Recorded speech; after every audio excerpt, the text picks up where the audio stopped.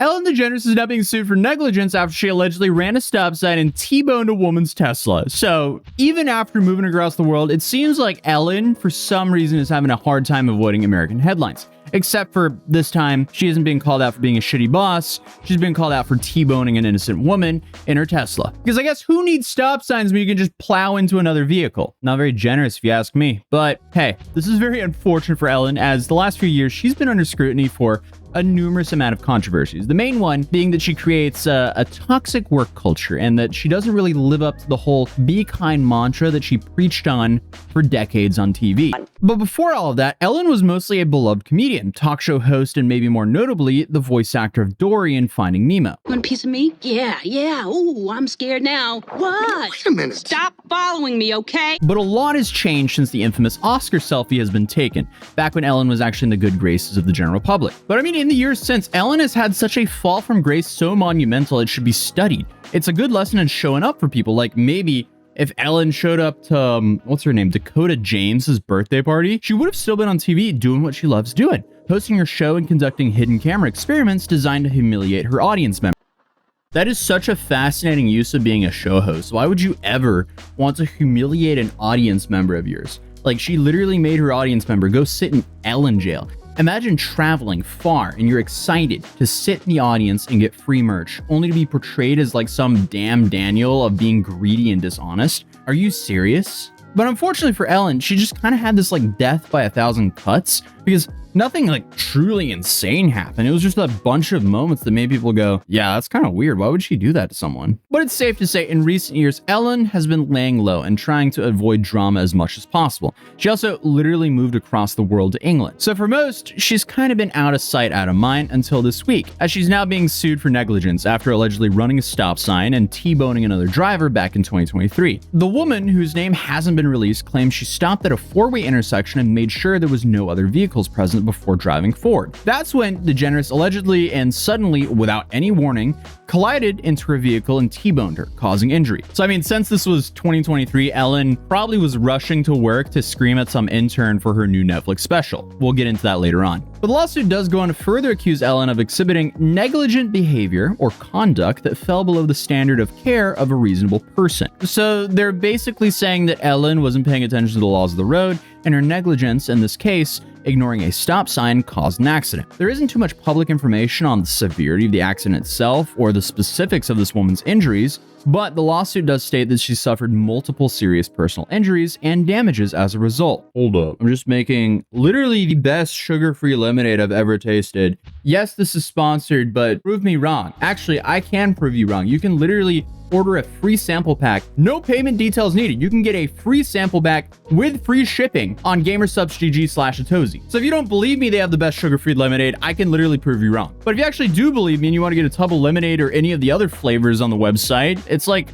$40 for one tub, which is 100 servings. So it's like 40 cents per serving. Plus, with my code Atozy, you get 10% off. So I don't really see a loss here. So I'd heavily recommend you go into gamersubs.gg/Atozy for 10% off or free sample packs if you want. And if you do end up buying something from the Gamersub site, you will be supporting the channel heavily, because I am trying to get my own flavor here. That's currently my main dream. I just want to have my own flavor of a beverage. That sounds pretty awesome. And if you guys were wondering, I'm going to call it Memory Lane Melon, because I heavily like melon flavored stuff. And you know, my whole branding is running down memory lane. So I guess regardless of what the injury was, she still likely had to deal with things like missing out on paydays because, you know, she was unable to work and all of the medical expenses required to deal with her injuries, not to mention that on top of all the financial burden of the accident. And the woman also allegedly struggles with loss of enjoyment of life, emotional distress, and anxiety. And I guess all of those things stacked up on top of each other result in this woman suing Ellen for general negligence and an undisclosed amount of compulsory damages.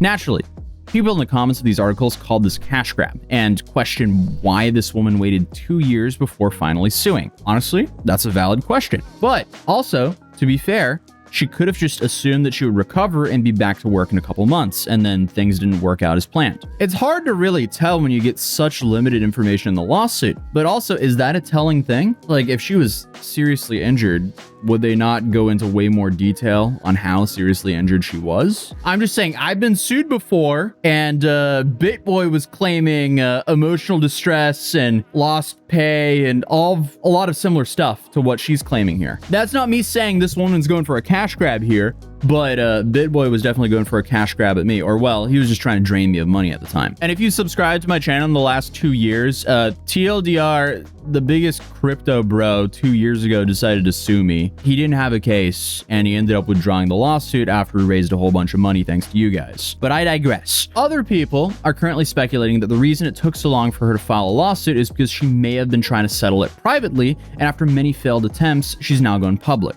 See, that kind of makes a little bit more sense. But if you have been keeping up with me for a while, you would remember that back in 2020, we covered her original first downfall. Actually, I made 2 separate videos on this topic. The first one was covering some of her scandals back then, and then the second one was the work environment. Because there was a ton of things that Ellen had done to piss off the majority of people during COVID, like cut a bunch of shows' employees' pay, and compare her being quarantined in her beautiful home to being in. Everyone in here is gay. It just kind of came across as out of touch when she was living here. But also, it wasn't a pandemic. This was everyone's first pandemic, and most were scared and feeling cooped up. So at least we can cut her a little bit of slack there. Still think it's kind of a scummy thing to cut all your employees' wages, but hey, I'm just saying I didn't actually increase wages. But I also do realize we have a very different show format. And honestly, that was nothing compared to the toxic workplace claims that came out in July of 2020. Because multiple staff members came forward with various allegations, such as being penalized for taking medical leave and fear of retribution for raising complaints about working conditions. While no specific allegations were made against DeGeneres, one former employee alleged producers hid the toxic workplace complaints from the host. So I guess you could claim that you didn't know, but the show is literally named after you, and the whole show goes on about being super generous. It's just a massive juxtaposition. Then, after a couple failed apologies and attempts to sweep the article and growing rumors under the rug,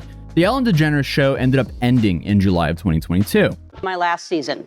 And a couple years after that, in 2024, Ellen came out of the woodwork to release a comedy special titled For Your Approval. And in this special, she tried and she failed to laugh off the accusations about her workplace culture and wiggle her way back into people's good books. And she did actually respond to the rumors. And Ellen's version of the events includes her being kicked out of show business for being mean, she says on her own Netflix special. Okay. The top comment on the trailer also says that people think the audience are actors.